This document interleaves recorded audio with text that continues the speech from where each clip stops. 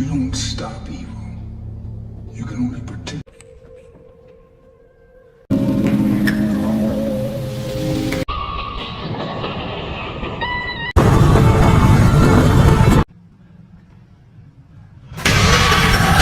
Halo telur semua, bagaimana kabarnya? Semoga baik-baik saja ya. Di video kali ini saya akan menceritakan alur sebuah film laki-laki bergenre horor yang rilis tahun 2015. Film ini lanjutan dari film yang pertama yang rilis tahun 2012. Tidak usah berlama-lama, mari kita langsung saja ke alur ceritanya. Film diawali seorang anak laki-laki yang terbangun karena baru saja mengalami mimpi buruk. Dia bernama Dylan. Sesaat kemudian, dia kaget mendengar suara yang berasal dari arah lemari. Dia melihat baju yang ada di lemari bergerak-gerak. Dia memberanikan diri untuk melihat ke arah lemari. Saat kemudian, dia terkejut. Secara tiba-tiba muncul penampakan sosok anak kecil yang menyeramkan. Kemudian scene selanjutnya diperlihatkan seorang laki-laki yang datang ke sebuah gereja. Dia adalah seorang mantan deputi sheriff di daerah tersebut. Karena di sepanjang film tidak disebutkan nama si deputi sheriff ini, maka agar mudah kita panggil saja Bang Miun. For your information, di film Sinister yang pertama, Bang Miun ini adalah orang yang menangani kasus pembantaian keluarga Oswald yang terjadi di sebuah gereja. Bang Miun dan gereja tersebut ada kaitannya dengan film yang kedua ini. Tujuan Bang Miun ke gereja itu adalah untuk curcol ke pendeta mengenai kejadian-kejadian gaib yang dia alami. Dia mendatangi pendeta tersebut untuk mencari jalan keluar dari masalah yang dia hadapi sekarang. Selanjutnya diperlihatkan seorang emak-emak cantik dan aduhai. Dia bernama Courtney. Bersama dengan kedua anaknya yaitu Dylan dan Zach sedang berbelanja di sebuah minimarket. Diceritakan bahwa si ibu sedang ada masalah dengan mantan suaminya dan sedang memperebutkan hak asuh kedua anaknya. Di tengah asik berbelanja, mereka ternyata sedang diikuti oleh seorang laki-laki. Laki-laki tersebut adalah suruhan mantan suaminya yang ditugaskan untuk membawa kembali kedua anaknya. Aksi kejar-kejaran pun terjadi, akan tetapi si ibu dan kedua anaknya berhasil lolos dari kejaran laki-laki tersebut. Singkat cerita, si ibu dan kedua anaknya sampai di rumah. Terlihat di belakang rumah terdapat gereja tua yang sudah tidak digunakan. Faktanya, di film Sinister yang pertama, gereja tersebut adalah tempat terjadinya pembantaian keluarga Oswald. Setelah turun dari mobil, Dylan dan Zach bergegas berlarian ke dalam rumah. Akan tetapi, Dylan secara tiba-tiba berhenti. Pandangan Dylan tertuju ke gereja tua yang ada di belakang rumah. Semenjak tinggal di rumah tersebut, Dylan tiba-tiba mempunyai kemampuan melihat hal-hal supranatural. Scene selanjutnya diperlihatkan Bang Miun sedang menelepon seseorang. Mereka membahas sebuah rumah. Menurut informasi yang didapat dari sang penelpon, bahwa rumah tersebut belum terjual dan tidak berpenghuni sampai sekarang. Selanjutnya diperlihatkan si ibu sedang mereparasi kursi tua di dalam gereja.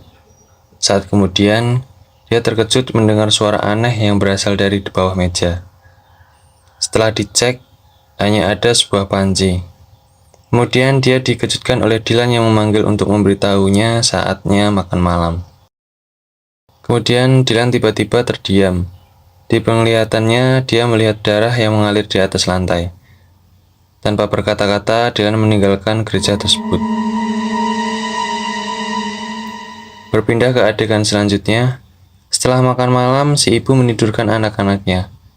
Di dalam kamar, Zach bertanya berapa lama lagi mereka akan tinggal di rumah tersebut. Zach mencemaskan Dylan yang terlihat aneh semenjak mereka menempati rumah tersebut.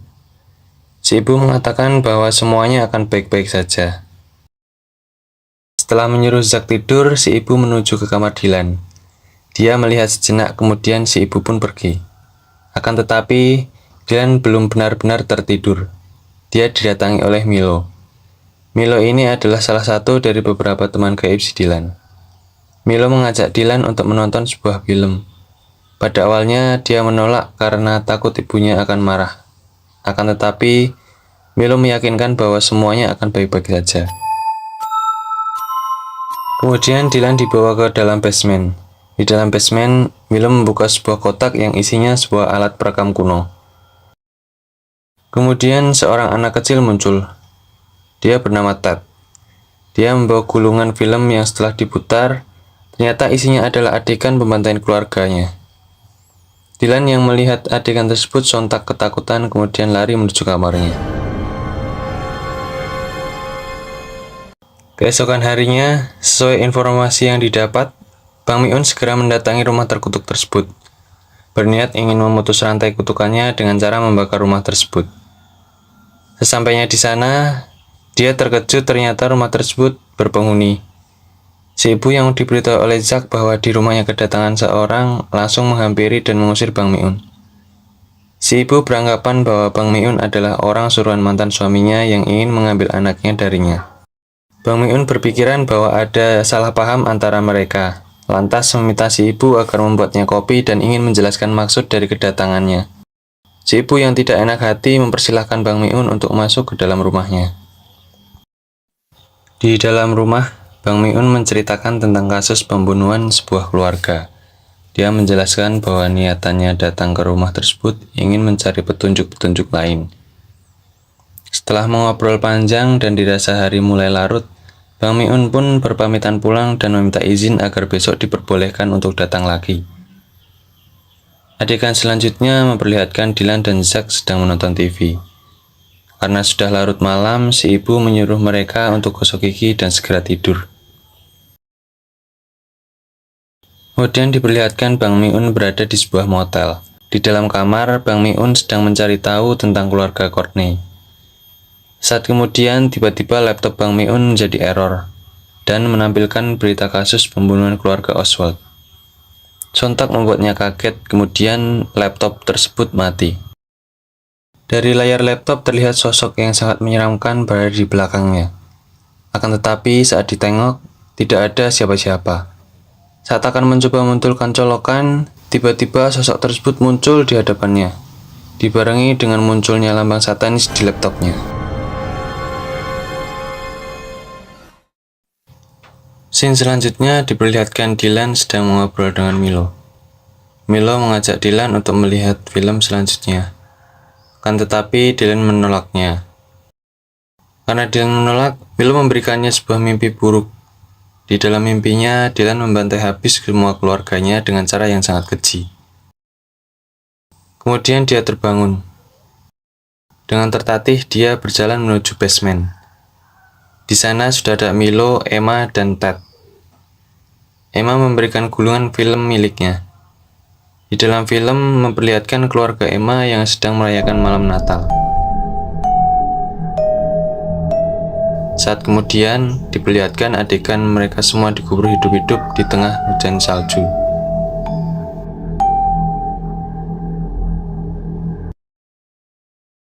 Saat film selesai, Milo mengajak Dylan untuk menonton film yang lainnya. Akan tetapi Dylan menolak dan berlalu pergi meninggalkan mereka semua. Singkat cerita, esok pun tiba. Diperlihatkan Dylan sedang memperhatikan teman gaibnya. Zack yang berada di sampingnya mengatakan bahwa bukan hanya Dylan yang dapat melihat mereka, tetapi dia juga. Zack menekan Dylan agar mengatakan rahasia yang dia sembunyikan. Tidak lama kemudian, Bang Mi-un terlihat sampai ke rumah mereka. Sesuai janjinya kemarin, si ibu mengantarkan Bang Mi-un ke gereja yang ada di belakang rumah mereka. Kemudian si ibu meninggalkan Bang Mi-un sendirian di gereja tersebut. Di dalam gereja, Bang Mi-un mencocokkan foto yang dia bawa dengan tempat kejadian tersebut.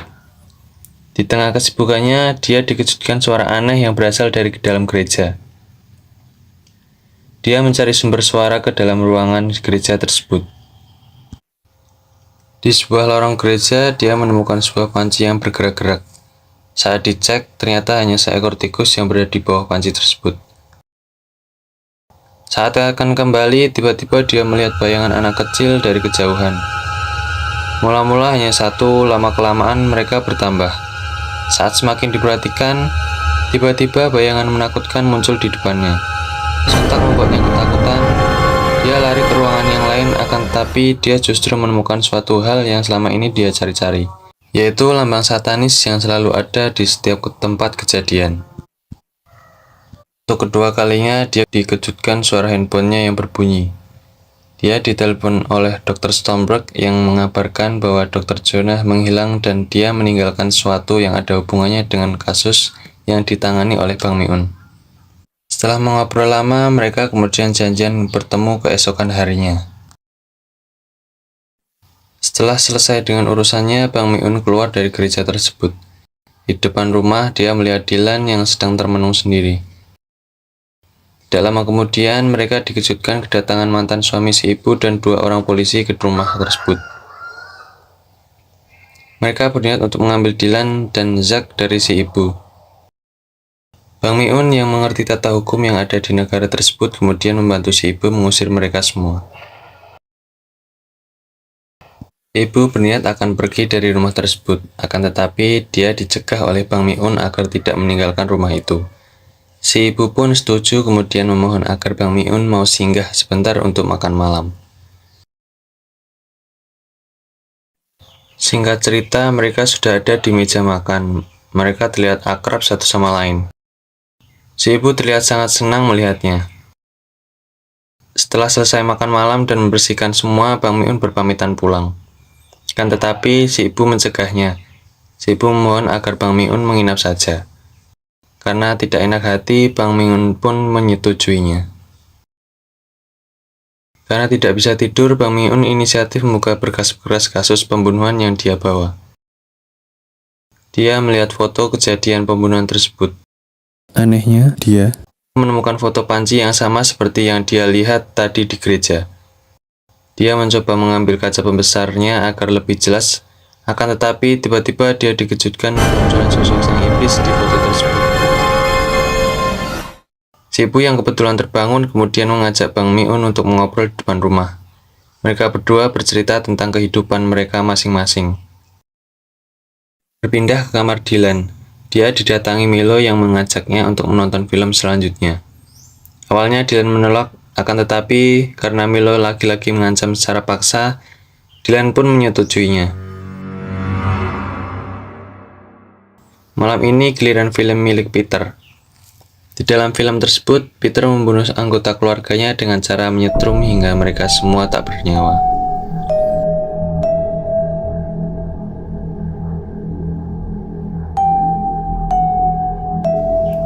Setelah selesai, kemudian Dylan pun meninggalkan mereka semua.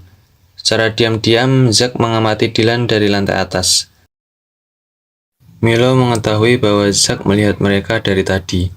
Zack bertanya kepada Milo mengapa bukan dirinya yang dipilih untuk bergabung bersama mereka. Milo menjawab bahwa Zack tidak cukup pintar untuk bergabung bersama mereka. Adegan kembali kepada si ibu dan Bang Mi-un yang selesai dari mengobrol. Karena pengaruh dari minuman alkohol, adegan cocokologi bibir pun terjadi. Hawa-hawa dingin begini memang cocok mencari kegiatan yang menghangatkan. Tenan. Setelah itu kemudian mereka menuju tempat tidur masing-masing. Singkat cerita, esok pun tiba. Saat akan meninggalkan rumah, Bang Mi-un dihampiri si ibu yang akan memberinya sebotol kopi untuk bekal di perjalanan. Bang Mi-un berpesan agar si ibu tidak meninggalkan rumah tersebut apapun yang terjadi. Singkat cerita, Bang Mi-un telah sampai di kantor Dr. Sternberg. Di dalam kantornya, Dr. Sternberg membicarakan soal radio tua yang ditinggalkan Dr. Jonah. Dia menjelaskan tentang hubungan erat antara radio tersebut dengan kasus pembunuhan yang terjadi. Dia menceritakan bahwa pada tahun 90-an ditemukan gelombang pada frekuensi yang jarang sekali terpakai. Gelombang tersebut memperdengarkan suara dentingan piano anak-anak yang misterius. Sampai suatu ketika, seorang mencoba untuk merekamnya. Kemudian didapati bahwa di dalam rekaman tersebut menyebutkan sebuah angka-angka yang setelah ditelusuri lebih lanjut, itu adalah sebuah koordinat rumah. Dari informasi yang didapat, pada tahun 1973, terjadi pembunuhan di rumah tersebut dan motif dari pembunuhan tersebut ada kesamaan motif dengan kasus-kasus yang lainnya. Bang Mi-un mengatakan bahwa dia telah menemukan rumah korban selanjutnya, yaitu rumah yang ditinggali Courtney dan kedua anaknya. Kemudian Bang Mi-un pergi ke rumah yang dia maksud. Selanjutnya diperlihatkan Zack dan Dylan sedang bertengkar. Zack mempermasalahkan kenapa Dylan yang dipilih Milo dan kawan-kawan bukan dirinya.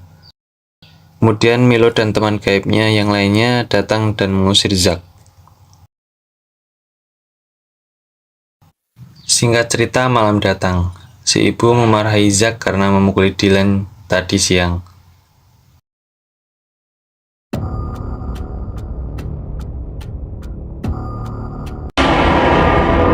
Kemudian diperlihatkan Dylan yang terbangun setelah dia mengalami mimpi buruk. Dylan sudah tahu bahwa itu ulah Milo dan kawan-kawannya. Kemudian dia menuju basement. Di sana sudah ada Milo yang menunggunya. Dylan mengatakan bahwa tidak ingin menonton, akan tetapi Milo dan yang lainnya memaksanya. Mereka mengatakan bahwa kalau Dylan tidak menontonnya, dia akan murka. Dia yang dimaksud adalah sang iblis. Film kali ini milik Milo.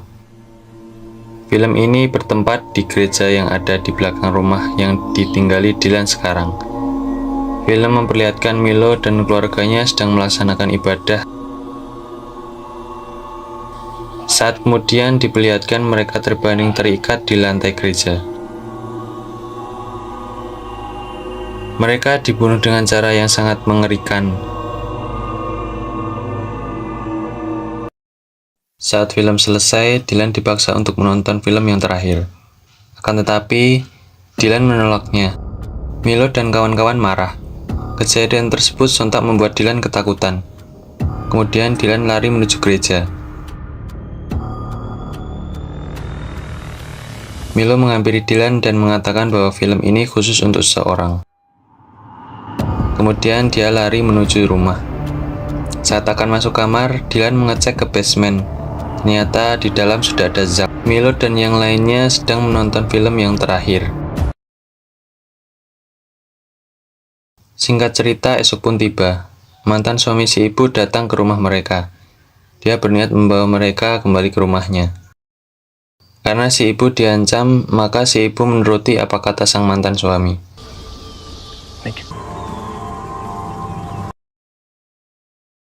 Malamnya, Bang Miun mendatangi rumah si ibu dan mendapati mereka sudah tidak ada di sana.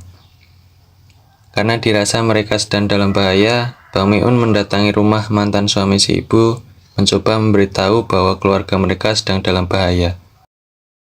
Kan tetapi, suami si ibu tidak menghiraukannya, lantas memukuli Bang Miun sampai babak belur. Selanjutnya diperlihatkan Zack yang sedang mempersiapkan pemutar film yang akan dia gunakan dalam aksinya besok pagi. Hari di mana rencana Zack tiba. Saat siang hari, keluarga tersebut sedang bersenang-senang di halaman. Dari kejauhan terlihat Zack yang sedang merekam aktivitas mereka. Kemudian diperlihatkan Zack yang memberi minuman yang kemungkinan sudah diberi obat tertentu. Dylan yang mengetahui rencana Zack secara diam-diam menghubungi Bang Miun agar menyelamatkannya. Cerita diperlihatkan Dylan, ibu dan ayahnya sudah dalam keadaan terpasung di tengah ladang jagung. Zack terlihat merekam semua yang terjadi pada malam itu.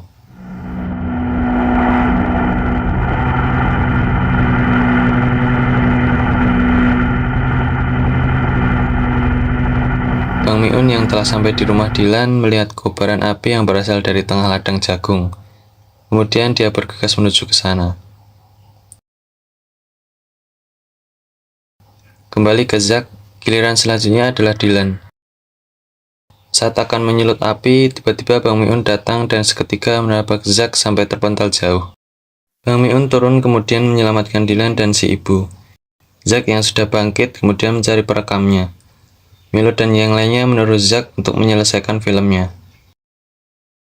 Dengan bermodalkan parang, Zack mengejar mereka untuk menyelesaikan filmnya. Bang Miun, si ibu dan Dylan lari ke dalam ladang jagung. Aksi kejar-kejaran pun terjadi. Bang Miun terkena tebasan parang di tangannya. Aksi kejar-kejaran berlanjut ke dalam rumah. Mereka masuk ke dalam rumah diikuti Zack yang masih mengejar. Zack, Milo dan yang lainnya mencari ke semua sudut rumah. Zack menemukan si ibu dan Dylan yang bersembunyi di ruang tengah. Saat Zack akan membunuh mereka, secara tiba-tiba dari arah belakang, Bang Mi-un dengan sigap gagah berani menghancurkan perekam tersebut. Akibatnya, Zack tidak bisa melanjutkan membuat film. Zack kemudian lari ke basement berharap dia menemukan perekam yang lain untuk melanjutkan filmnya. Akan tetapi, dia tidak menemukannya. Kemudian Willow dan yang lainnya muncul, mengatakan bahwa Zack telah gagal. Kemudian dari arah belakang, sang iblis muncul membawa Zack ke alam lain. Rumah tersebut seketika terbakar habis tak tersisa. Mereka sangat sedih akan kejadian yang baru saja terjadi.